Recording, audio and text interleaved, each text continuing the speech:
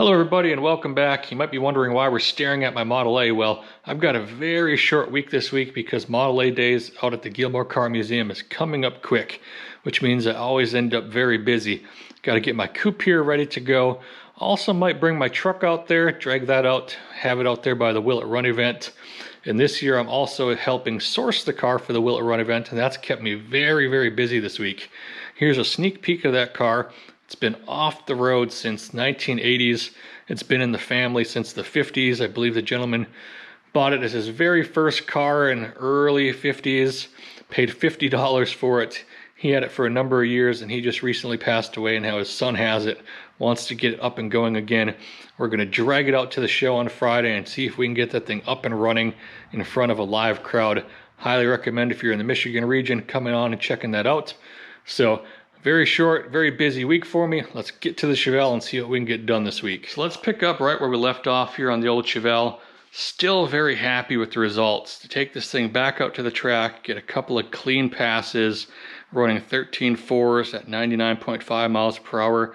Can't complain one bit. You got to remember, this engine here sat locked up for 40 some years. I mean, this thing was worn out. It gave us 15.5s at about 85 miles per hour before. And when we tore that thing apart, it was ridiculous how worn everything was. The valves were coming through the heads. The cam gear had like 20 degrees of slop in it. It was just wild. And to basically just take that short block, ball hone it, through new bearings in there, a little budget cam off a marketplace, and just kind of budget go fast parts here. The heads, no machine work to those whatsoever. Just kind of touched up on the seats just very gently and slapped it together here. And now to be running 13.4s, pretty impressive for a very mild 396 build. Now obviously, I think there's more to be found here. We talked about that last week.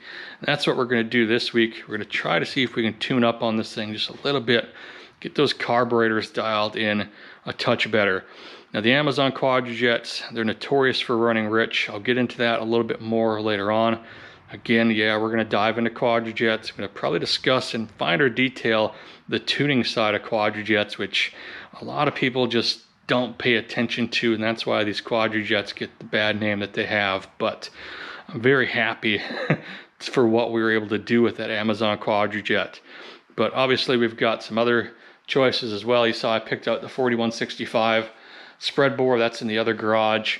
But to be able to put the brawler on there that we've got here on loan, the 750, I needed the adapter. So we got that, spread bore to square bore. You can run it to either direction.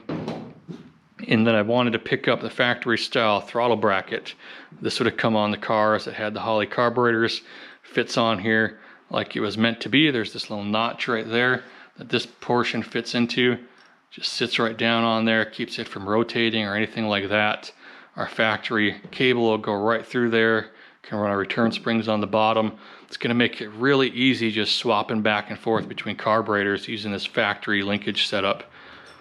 Then obviously I got the little ball studs here so we can figure out which one we want to use.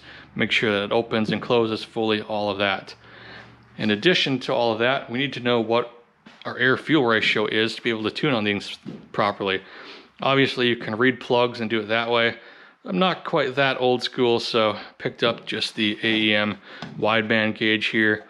Definitely feels like we're stepping back into like the late 90s, early 2000s, Fast and Furious style A-pillar gauge here. Definitely reminds me of all my Mazda RX-7 days. Always had the A-pillar gauges, but there's just really no better area that's just up there in your sight line for a gauge like this.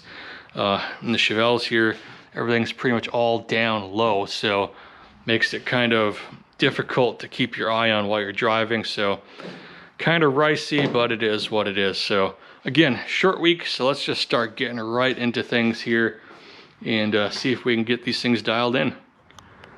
So the best place to start this week is going to be right here, getting this air-fuel ratio gauge installed. It's going to be the best tool for us to know exactly what these carburetors are doing.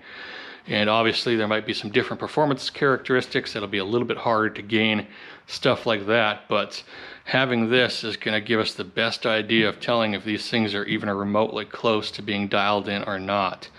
And on that note, if you remember, the reason we ran with the Amazon Quadrajet here is that we were concerned with the other carburetor and the cutout issues we had out at the track the last time.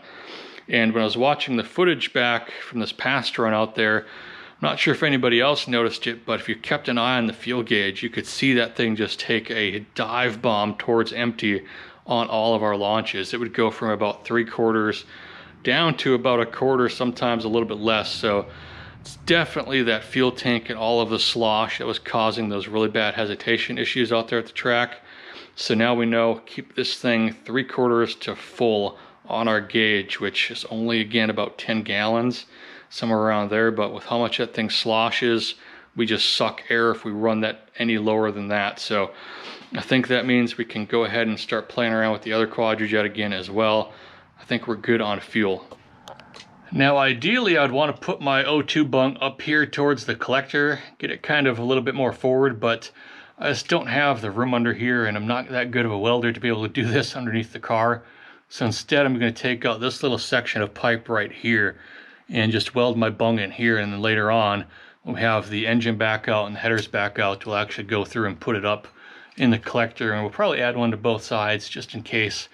But for now, I'm going to try to get this little pipe out of here, and then we'll take it into the shop, drill it out, and weld up a bung. So it's definitely not pretty, but it's welded on there and it doesn't leak. I was having some issues with the old welder there. It would run a good, nice bead. It was stacking dimes for about the first half of the run. Then it would just start to caterpillar on me right at the end of them. So not experienced enough at running the welder. I don't do it often enough to know what the heck was going on. So I came back through and just kind of laid a couple more beads down, going back the other direction just to clean things up. And I did pressure test it, so it doesn't leak, just doesn't look very pretty. So yeah, definitely not my prettiest work, but it'll do the job. All right, everything's back together again. I got the sensor just here facing away towards the outside of the vehicle. Got all the wiring basically just wire clipped up to my speedometer cable and running into the vehicle, so should be all good to go down here. So inside the car here, I've just been double checking all the wiring. I got everything pretty much zip tied up real nicely underneath the car, keeping away from all the heat.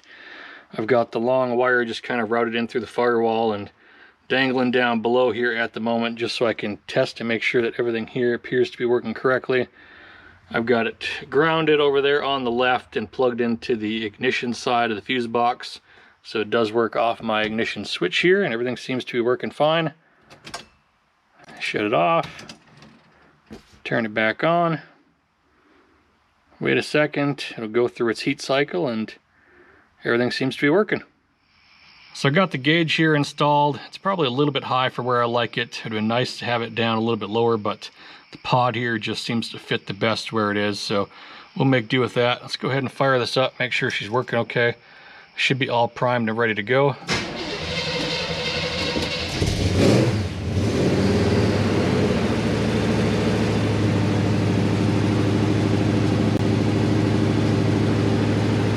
Actually a little bit better than what I would have expected for the cold start here.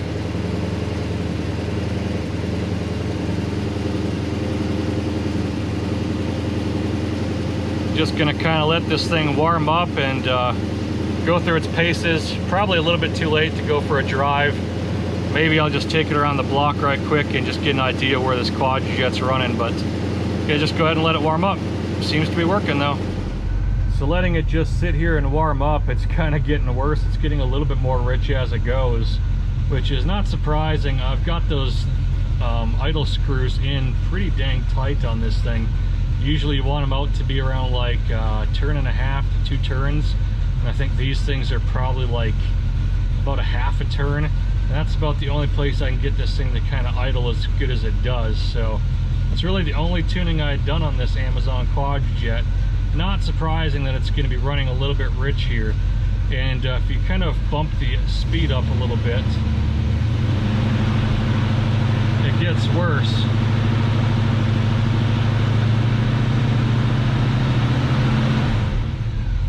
So that's not all that uncommon of these. Probably a combination of the air bleeds, the jetting, and the primary rod all kind of working together on this, which we'll do a big deep dive into that a little bit later. So I'm going to go try to take it around the block right quick with my terrible headlights and just see where it goes, just through like partial throttle and stuff like that.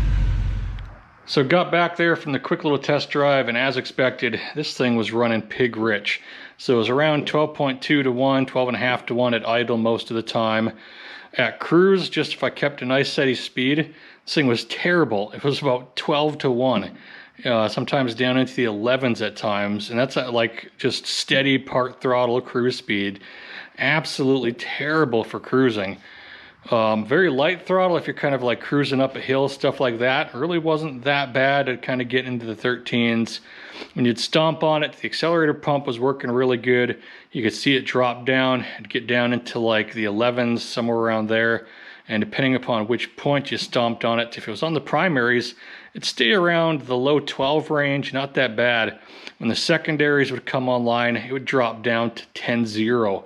It'd hang around 10-0, and then it'd kind of start to catch up, be in the 11s, real deep in the 11s, into the low 12s there by the time I'd start shifting. So very pig rich on this thing. I'm gonna go ahead and pull the cover off of this thing, and I'm gonna go over just kind of the basics of the Quadrajet tuning here and why these things get such a bad name. All right, so let's just dive right in. No, I am not a Quadrajet expert. I know quite a bit about them. I know how to kind of go through and figure things out and sort of tune on them, but if you got one of your own, I highly recommend you pick up Cliff's book. It's called, I think, How to Build and Tune Rochester Quadrajets. Fantastic resource. So, these poor Quadrajets get hated upon because they're pretty finicky. There's a lot of nuance to them. And that makes tuning them a bit more tedious than what you'd have to deal with like your typical Holley and stuff like that. And there were so many different calibrations and configurations that these things came with that if you just kind of go through and blindly throw jets and even rods at it based on someone being like, oh yeah, I used to run one of those back in the day, put these rods and these jets in it, it ran beautifully.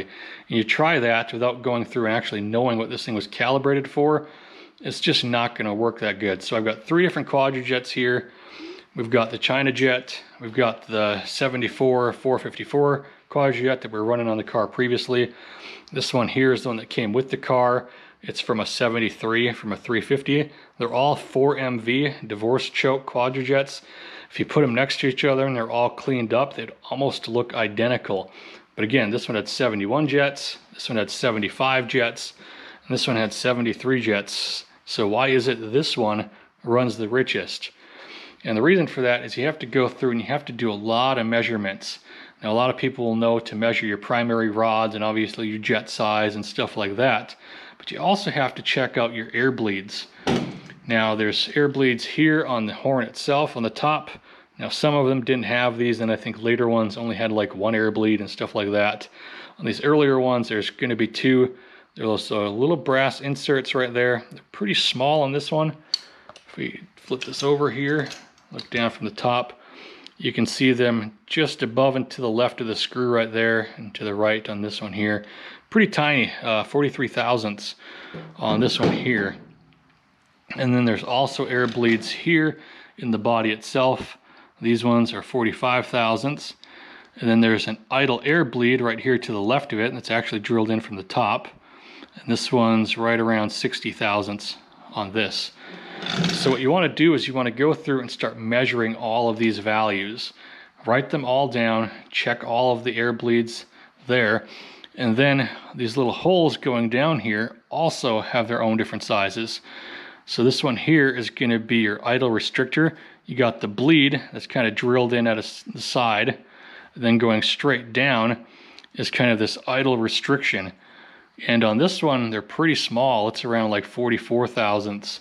On all of these that I measured, they were all at 50 thousandths. And then right above that, where you see these little brass inserts, these ones are actually nice. That's going to be your idle tube. And there's another little orifice all the way at the bottom of those. These ones here just kind of screw in. Really nice actually on the China Jet. On the other ones, right here, you kind of have to put a screw in there and kind of grab a hold of it and kind of pull it out that way. It's a bit of a pain. I measured them up. There are 37 thousandths on this, which is pretty much the same as what these two are running. So pretty close there. But you just want to go through and measure all of that information. And then if we look on the 350, it also has the air bleeds up top there. These are around like 44, 45 thousandths. Actually very, very close in size to the air bleeds on this. It's got the air bleeds in the body right here. Exact same size as the ones on the Quadrajet. So typically the relationship goes that the smaller your air bleeds are, the smaller your jets are. The bigger the air bleed, the bigger the jets. If we look at the 454 here, this guy is actually a bit of an anomaly in the Quadrajet world. If you look at that, there's no brass inserts, just massive, massive bleeds.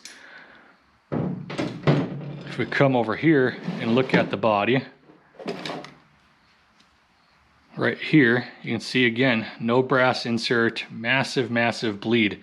These guys were meant for big, big jets.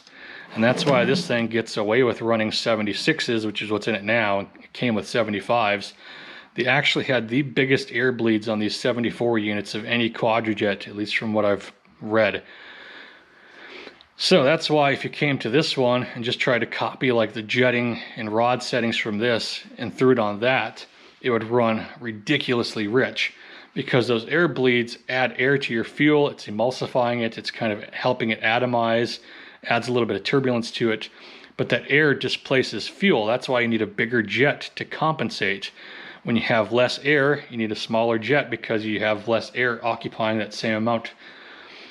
And that's why knowing the size of your air bleeds, stuff like that, is very important for getting an idea of what kind of jets you should be operating with. So let's talk about another nuance between these carburetors, and that's idle air bypass. The Chinese jet here is not drilled for it. The 454 one here is, our 351 has them plugged up. So the way that this works is on the air horn here. If we look right here, you'll see these little notches on either side of the primary. That's on the Quadrajet. It's going to be on the 454. And it's also on the 350 version. It's pretty much on every single one.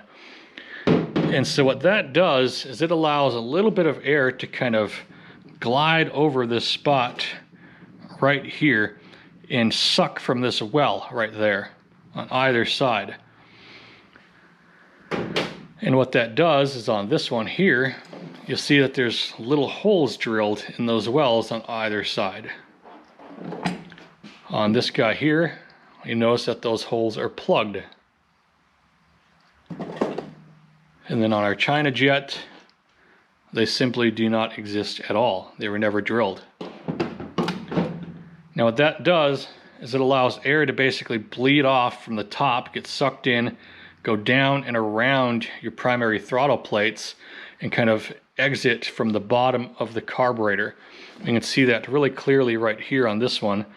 It's those little tiny holes right there and over there that are drilled directly upwards on this plate. On the 454 one here, it's slightly different. They're actually drilled at an angle inside the bores there, so a little bit harder to kind of size them on these ones being drilled at an angle. But this one actually has it. That one's plugged off. This one was never drilled. The base plate on this is actually the same style as this one, where it's drilled at the angle. You can see those little holes right there and over there. So it's kind of the case with most Quadrajets, is where most of the idle bypass is there. It'll usually either just not be drilled right here or plugged off. And that's the case right here. So the benefit of having it is that you can close your primary throttle plates more and then rely on tuning your idle circuitry in. Otherwise, if you have to have the throttle plates busted open slightly, you'll start dripping from your main circuit here, and it gets kind of hard to tune in the idle. So I'm probably going to go ahead and drill those out just so that we can tune our idle a little bit better, get those primary plates closed up a little bit tighter, and that should help us get the idle quality dialed in just a touch more. So next up, let's go ahead and just talk about primary metering rods here right quick. So once you kind of know what air bleeds and jet sizes you should have, you can then kind of figure out what kind of rod you need. I measured the rods in this Quadrajet, and they are definitely of their own creation. It reads 23 thousandths on the skinny end of the tip, which is going to be your wide open throttle portion. And then the thicker portion, the cruise section, for when the power piston is sucked down, reads 33 thousandths. very, very, very rich on those. Typically, you'd have them start like this guy here used 41s in the cruise section, and this one here used 44 in the cruise section. So to have them that sized, both the wide open throttle and the cruise section are going to be pretty significantly richer than what you typically have. So in addition to that, the little power piston right here operates on vacuum. When there's decent vacuum, this gets sucked down. That pulls your primary rods down into the jets, kind of like this. And that would be kind of your cruising. Then as it loses vacuum, they open up, lifts the rods up, and then you just kind of get the metering from your wide open throttle side of things. Now you can kind of, again, ballpark where you should be in terms of jet size and rod size by just going and looking up different kinds of configurations. Now, they made hundreds upon hundreds of different combinations and configurations for these things. And one thing you can do is you take the size of your jet and you essentially calculate the area of the orifice. And then from that, you decide what rod you're going to use. You calculate the area of the rod at both wide open throttle and at cruise, and you subtract that from the area that your jet has. And that's going to give you kind of your net total area. And based upon that, I've done a ton of research. I've gone through like 500 different configurations of Quadrajets, and I get a ballpark value of what that net area should roughly be given a particular configuration. So a small jet vehicle like this, ideally your kind of cruise net area should be like 2.4 to 2.5 thousandths, somewhere in that vicinity. Big jet vehicles like this one here typically like it to be a bit bigger, around like 2.7, 2.85, and then kind of this guy here in the medium range around like 2.5 to 2.6. I did the calculation on this, and the cruise side of this measures out at like 3.2. And then the wide open throttle side is pretty wild as well. I think it was like 3.9, somewhere in that vicinity.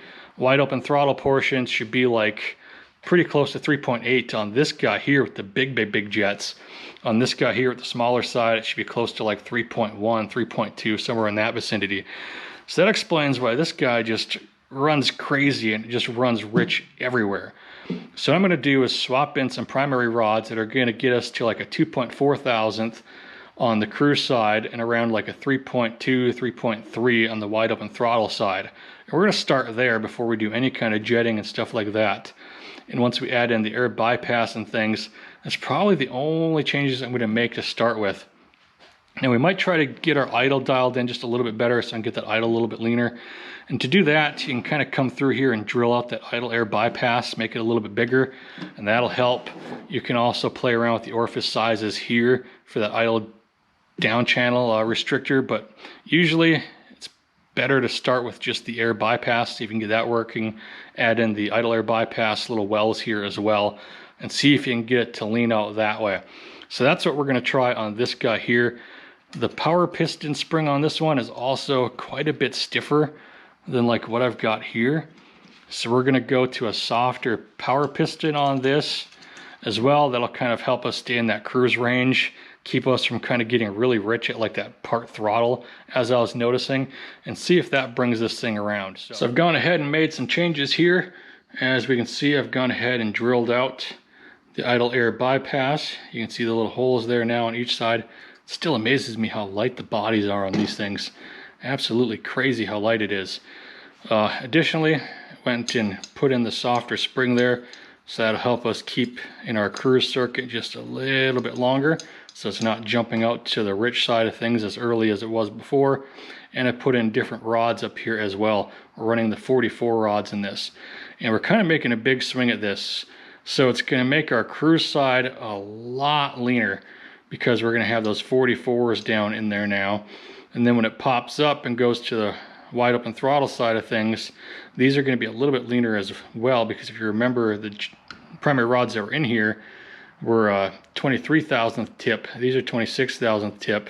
And then their cruise side was 33 thousandths versus our 44 thousandths. So pretty big swing at the cruise side of things. We're going to see how this goes.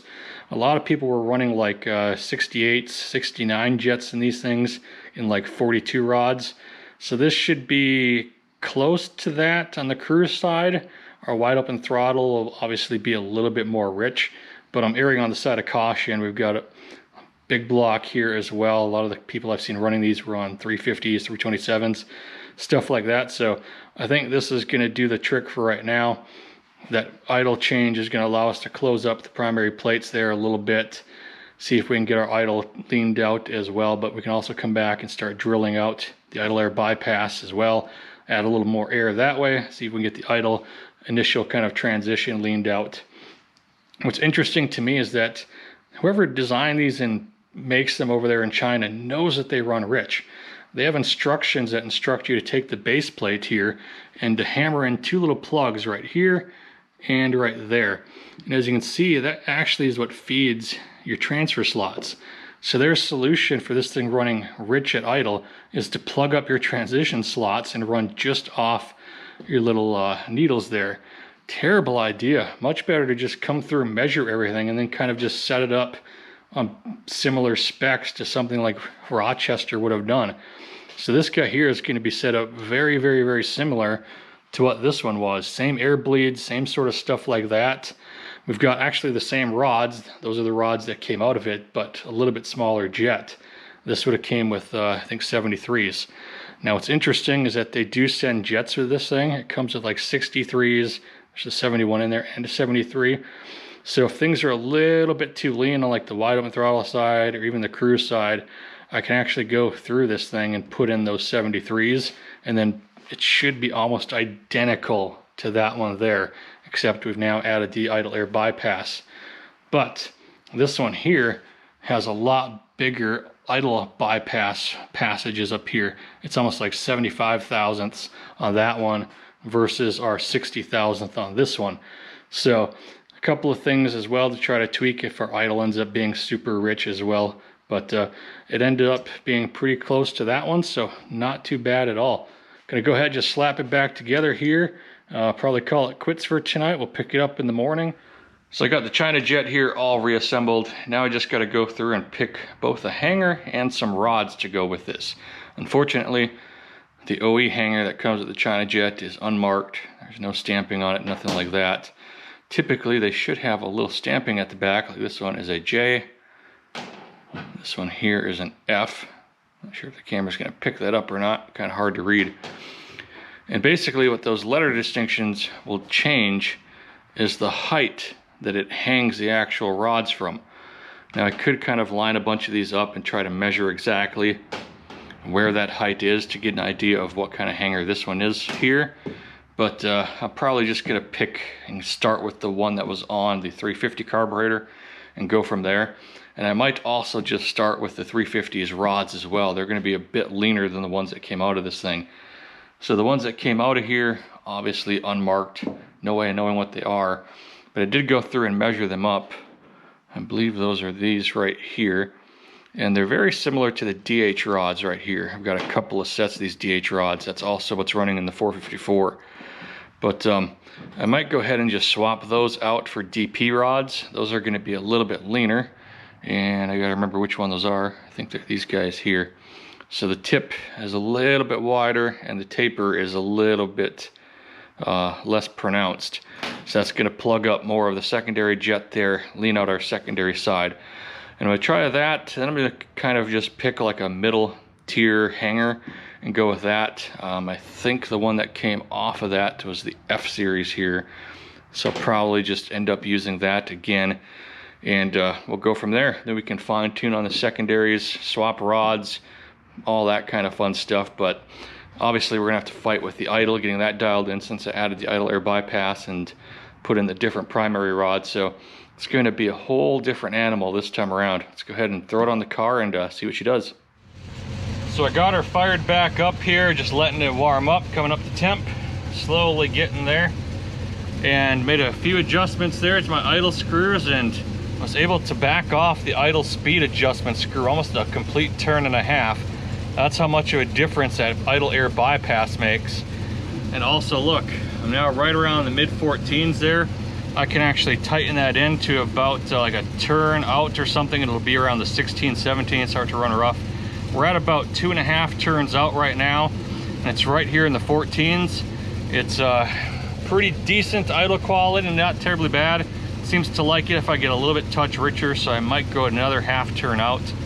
Just try to get it right around that 14 flat range. It seems to like that the best, but overall it's sounding pretty good here. So gonna just let it warm up a little bit, double check a couple last things, and probably go for a little quick test drive and see how it does. All right, so I've got her warmed up. Everything should be all set here. It's doing pretty good. It's right in this mid 14 range. Idle seems to be pretty solid, probably around like 800, somewhere in that vicinity. Revs up pretty clean. It does get down there in the 11s when you tap it like that, but let's go see what she does on the road itself. Give her just a quick little test drive and see.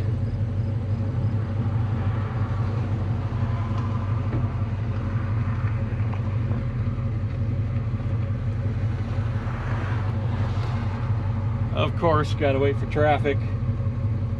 Doesn't matter what day of the week it is, what time of the week it is, it's always busy out here.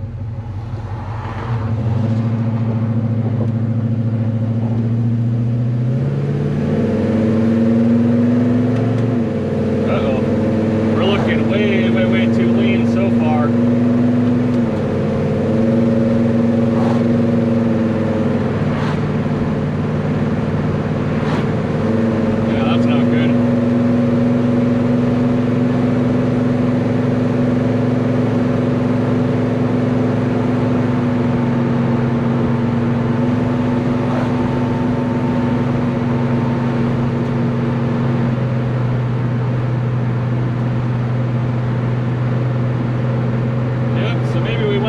Too far here. It's reading in the 18s. That's not good at all.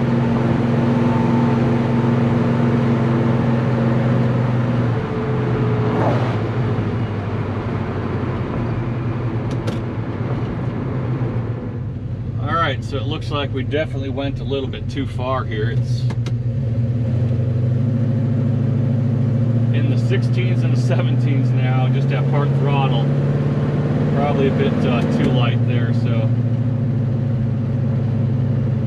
we're gonna kind of limp back home here and probably change out the jets, put the 73s in, and keep the same rods and see if that brings it around.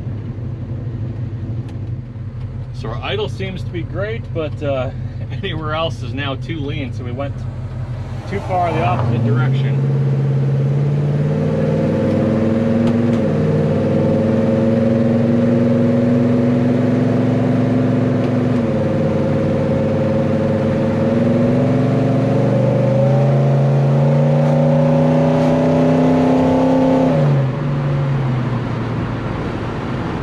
Pretty happy when the secondaries come on, but everywhere else too lean, so need to make a change.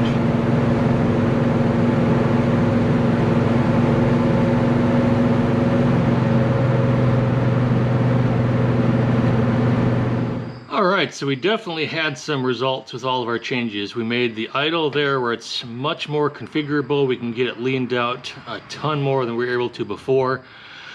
Those new rods in there leaned out pretty much everything across the board. So what that means is we need a jet change. We don't need a rod change because the rod will only change the cruising diameter. The tip will stay the same at 26 thousandths. Obviously, if we went back to the Chinese rod, that would change as well since that was 23 thousandths. But I want to try to just use OE style rods. It'll make it a lot easier for this. So I think we just need to go with a little bit bigger jet at this point in time. Now remember, this is almost identical to that 350 Quadrajet we had, and with all the changes we made, I think if we just go ahead and put 73s in it, similar to what the 350 version had, will be a lot closer. So let's go ahead and give that a try and see how everything goes. Alright, so now I've got the 73 jets in here, which should be about a 2 to 3 jet size increase. Still running the same rods. We're going to see what kind of difference this makes. So if our kind of wide open throttle side is good at this rate, then we know that our jet size is okay.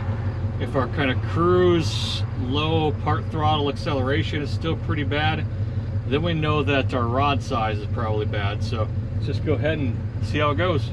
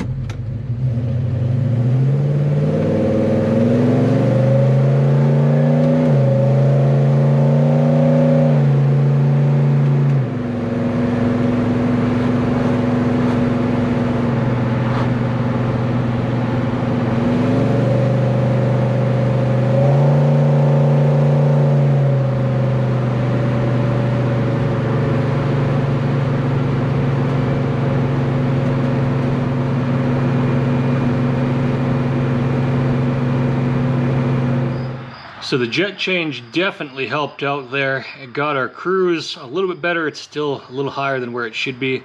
It's in the 16s. We'd like to get that around the mid 14s, somewhere around that range. But most of our like on throttle acceleration side is much better. So I think we're pretty close on jets. Now's where we can come back and play around with the rod size. I think just throwing some 41s in here is going to get us very close. It is running a lot better with that idle being able to be dialed in, but it's just amazing how much just adding idle air bypass can affect the entire rest of the curve on this thing. Went from being bloody hugely rich to now just kind of a little bit on the lean side, but it doesn't take much with these Quadrajets. It's just a lot of tinkering back and forth like this. So now that we kind of know what to do with this guy, let's go ahead and play with a different carburetor. Let's get that 4165 mounted up and see what that thing can do. So over here in the other garage, as you can see, I've got a bit of a mess going on. I was right in the midst of rebuilding a bunch of Marvel carburetors over there, getting those all cleaned up, stuff like that. Then of course I had to start working on the 4165, so got that all exploded here in front of me. Everything appears to be there. Everything's in fairly decent condition. Threw it in the old sonic cleaner here, been hitting it with the parts degreaser and just scrubbing on it. Everything looks to be pretty good. As I mentioned before, the bowls are probably the worst. They got JB Weld over a lot of the caps, so it's probably leaking at some point in time. I do have a 6210 on the way, which is the 650 version of this, which actually might run a touch better on the car than the 800 version. So maybe we'll steal the bowls off of that. Maybe we'll even give that one a try if it's in decent enough condition. Mostly picked it up just for the bowls here, but anyway, getting to this thing, looks like it's mostly untouched inside other than the jetting. So the power valves here appear to be factory sized. Primary there's 8.5. Secondary block here has 6.5s. I'm probably going to swap those down, go with a 6.5 in the primary and probably a 5 or a 4.5 here on the secondary.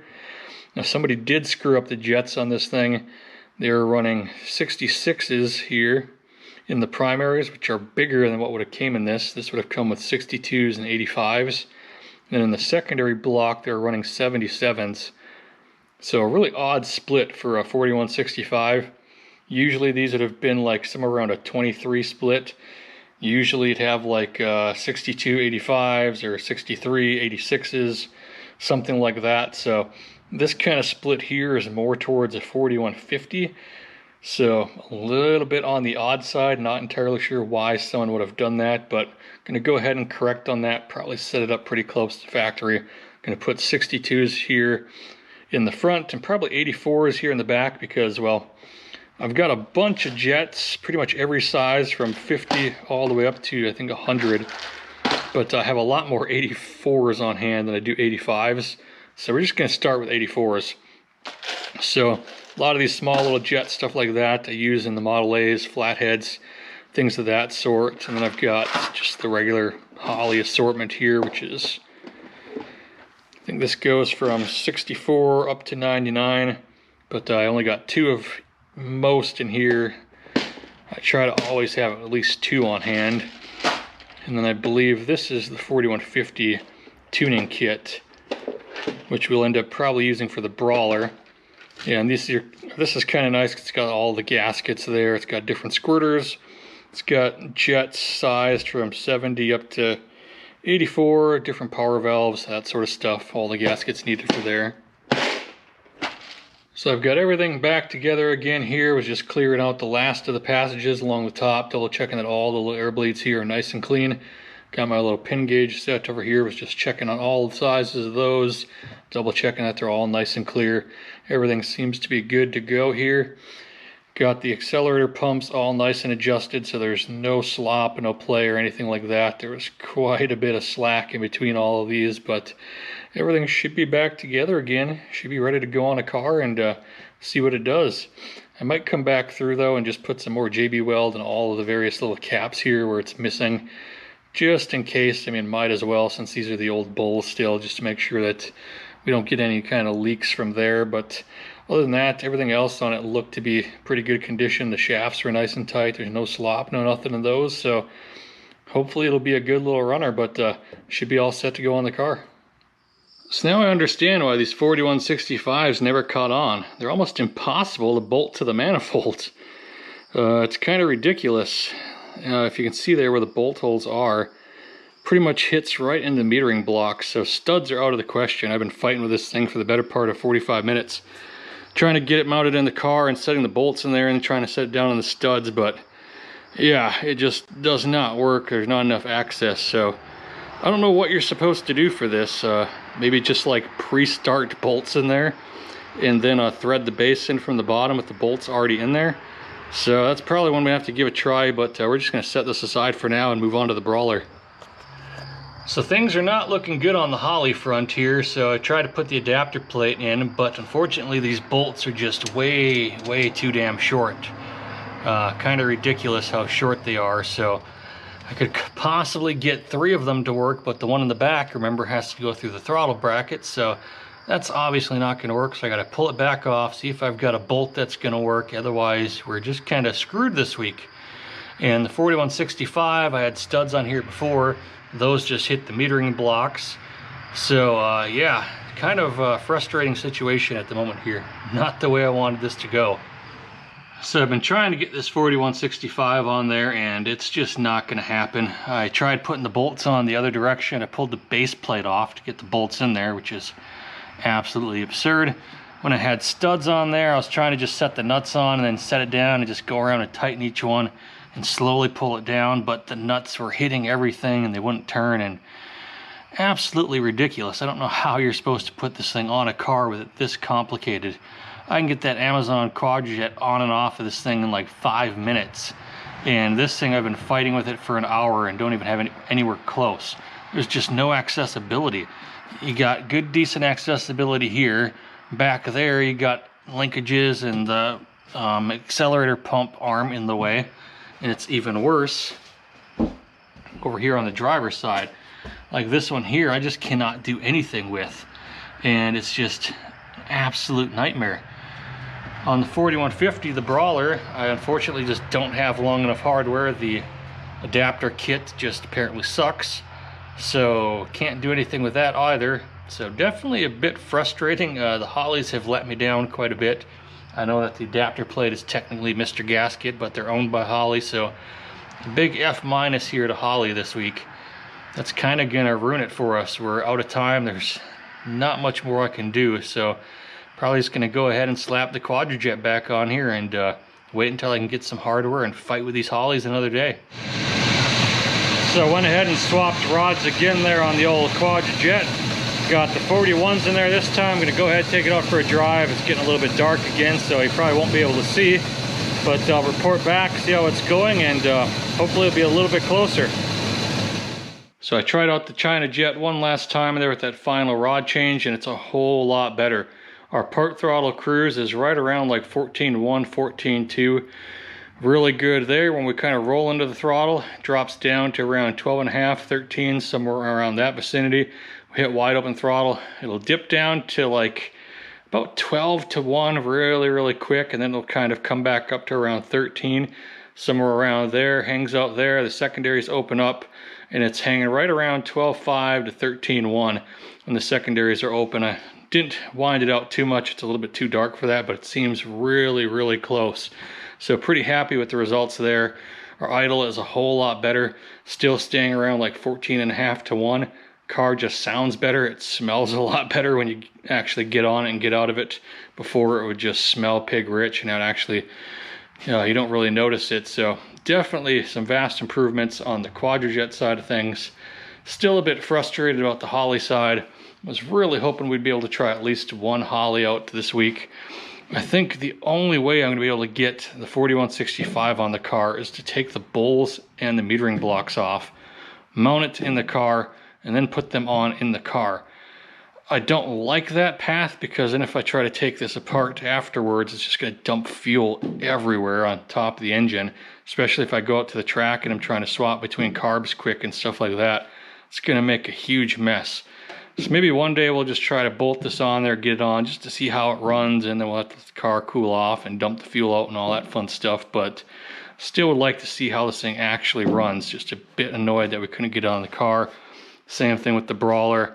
Gonna try to pick up some different hardware, but unfortunately just out of time this week. So So last night I put the Quadrajet back on there with different rods, took that out for a test drive, and it's running much better. It's actually pretty dang close to where I want it to be. The reason why we're looking at the 454 Quadrajet is because I was like, okay, I got one Quadrajet all set up, let's go ahead and throw this one back on there and see what this one's doing. And well, this one started blowing past the needle and seat, and yeah, I gotta take it back apart and figure out what I did. When I was tinkering with it, thinking that there was something wrong with this because of the fuel issues out there at the track, I had swapped out the needle in the seat for the ones with the holes cut in the side of the seats, thinking, okay, maybe I'll try to get a little bit more fuel in there, and well, it's not seating correctly, so I know that wasn't the issue. I can just go ahead and put the other one back in. So I'd actually just kind of threw in the towel there last night and decided that was going to be the end of the video. But when I started editing it and I was really on the fence and if I wanted to release it there or not, I decided to just delay the video, and we're going to try to get a Holley on this thing if it kills us.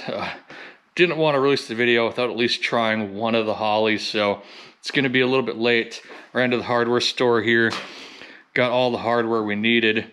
Ended up doing a bunch of digging on the 4165s and how to fit those on here, and apparently studs are the way to go. I found the original instructions from Holley for installing one of these things, and basically they say have studs, put the bolts on there, or the nuts rather, just like I was doing, set the carburetor down, and just kind of go and crisscross and tighten them up that way. It's going to be a pain in the butt. I might have to go with different studs because I have the ARP ones here that all have the kind of little rounded nose on them. So they're probably a little bit taller than what I'd actually need. I might go ahead and try to find some shorter ones. I've got a whole bunch of studs, but I think that's the route to go. I also went and got some lower profile bolts, so they'll sit down a little bit shorter, maybe be a little bit easier to get in there and get access to. The ARP ones here are a little bit tall, perhaps. So we've got some options for the 4165. I also grabbed longer bolts there from the hardware store for the 4150, the Brawler. So I think we're just going to go ahead and try to get the 4150 on here. That should be pretty straightforward, pretty easy to get on and off. And I don't really want to fight with the 4165 right now, so let's go ahead and get that thing on here and finally see what this thing will do with the Holley. I got the adapter bolted back in place now with the much longer hardware. Using 1 3/4, probably could have got away with 1.5 inches, but this is definitely going to do the job, so let's get that Brawler on here finally. It definitely took a whole lot longer than I anticipated, but we finally got a Holley bolted up to this thing. Everything should be all set to go here, so let's roll it outside and fire this thing up. Alright, so we got the Brawler here fired up. Haven't touched a single thing yet. It's idling a little fast here, just above 1,000. And she is back. So we're just gonna kind of let it idle this way, let it come up to temperature. It's very cold. Car's been sitting overnight, so before we do any tinkering, we want this thing warmed up. Now remember, this thing doesn't have a choke or anything like that, so no use touching anything at all until this thing is warmed up. And it's gonna be pretty cold-blooded after that. We'll probably have to just sit here with our foot on the throttle once we do get it dialed in, but we don't want to make any changes now that are just going to be pointless once it warms up. So now it's just a waiting game. So I've let the Holley come up to temp here, and I've started making some minor adjustments. Got the idle screw backed off quite a bit, so it's down around probably 900, 850-ish. Played a little bit around with the screws there, trying to get her dialed in a little bit. And it seems to be pretty happy if it's right around 14.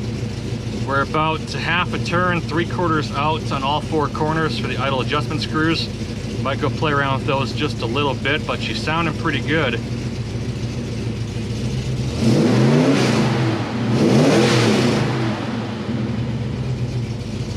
Revs up real nice if you're into it softly, but if you stab it, it gets way lean. Watch this.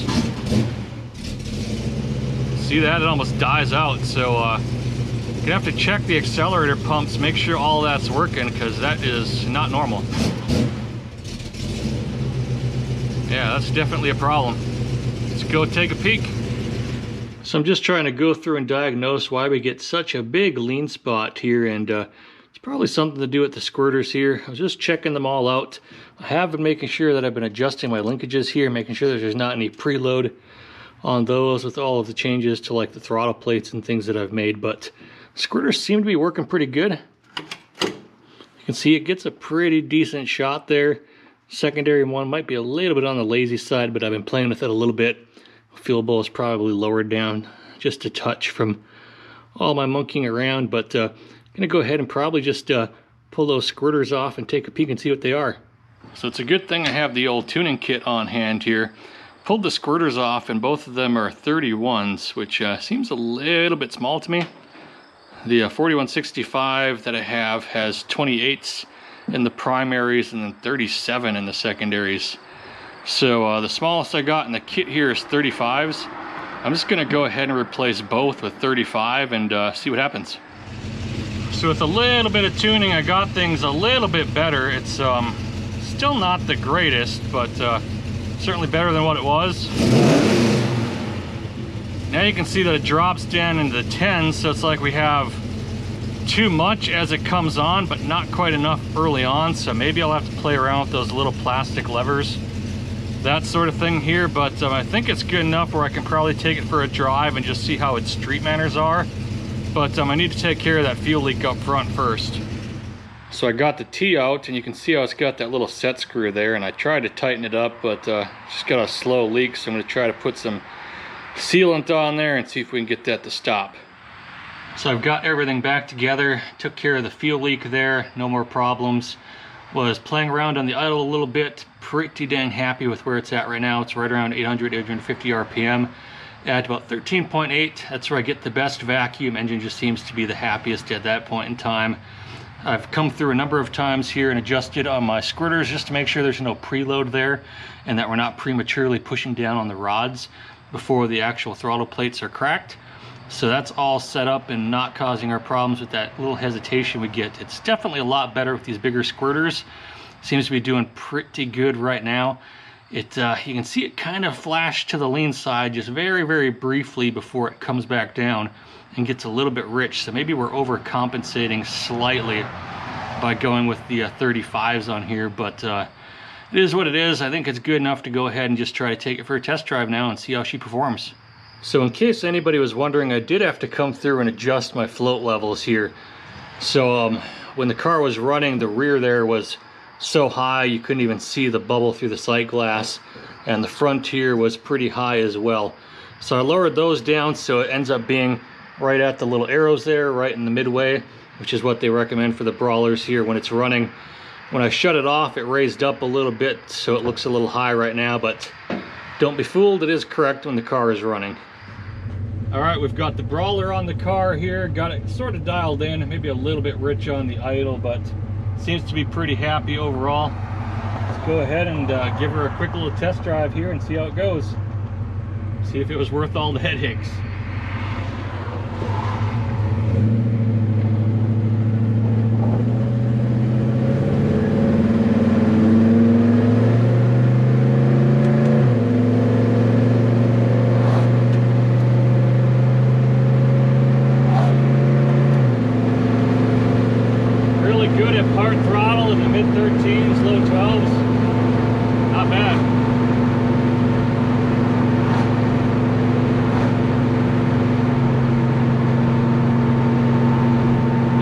Cruising a little fat.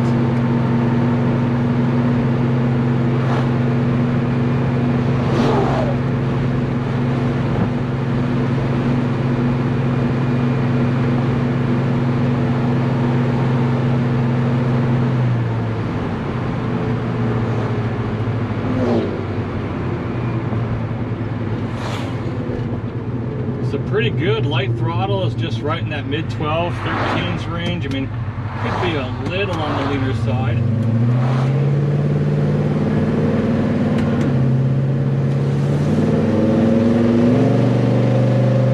There we go, that's better.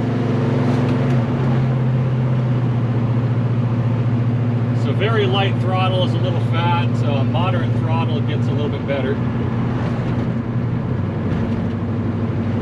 Barely feathering it is right in the mid 14s, so she's looking pretty good so far.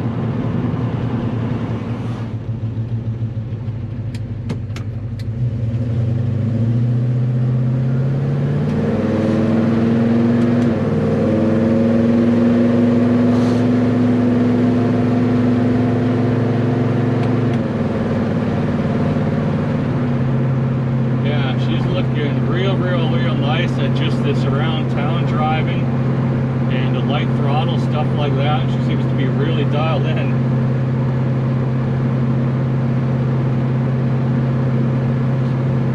So even just the light cruise here, it's kind of right in that 14s range. Not bad at all for this kind of slow speed here. Let's try to get her up to around 55, 60 and just see where she's at. So bring you back in just a minute or two.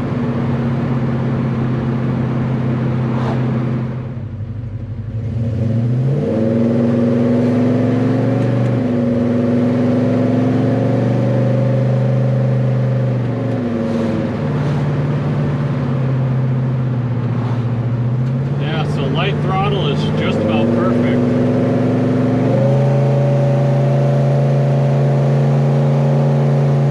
Kind of lean going up the hill here.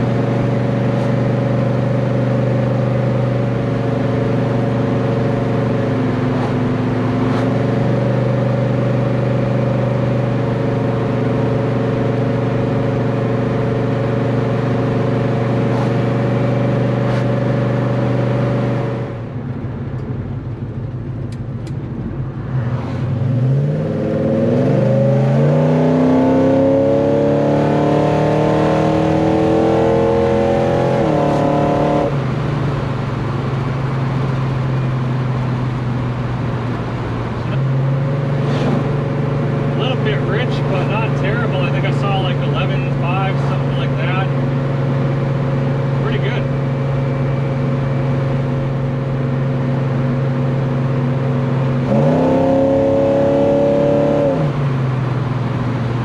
Okay, so yeah, when it's in gear and stuff like that, it hits, no hesitation, drops down a little bit rich there. So the more we play with it, we can probably try to dial in those squirters a little bit better, but not bad.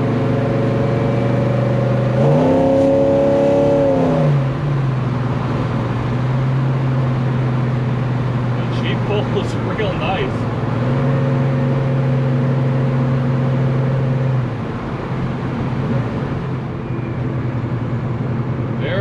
Very close. I think we could possibly go down like a jet size or two on the secondary. But I'll have to pay more attention to the videos. Just kind of keeping track of the speed, everything else going on, and not so much the gauge, but not bad for out of the box.